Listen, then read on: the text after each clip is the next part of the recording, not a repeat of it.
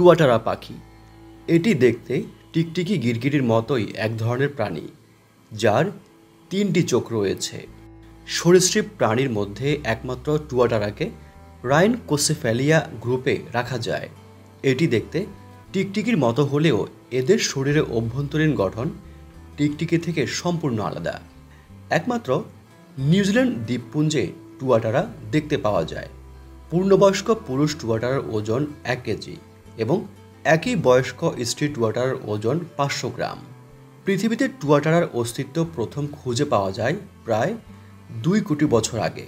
টুয়াটারার অস্তিত্ব খুঁজে পাওয়ার সময়ের দিকের দৈহিক গঠন আর বর্তমান সময়ের দৈহিক গঠনে বেশ পার্থক্য পরিলক্ষিত হয়।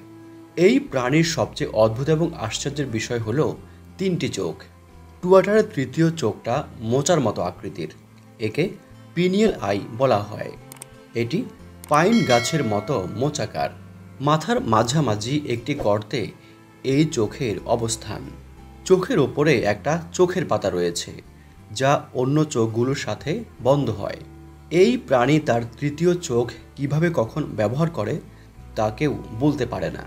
তবে ধারণা করা হয় প্রাচীনকালে চোখটা কোনো না কোনো কাজে লাগত। সাধারণত এরা রাতেই চলাচল করে। এরা গর্ত খুঁড়ে তার মধ্যে বসবাস করে। টুয়াটারা খুবই লজ্জাশীল এবং বিশ্রামপ্রিয় প্রাণী।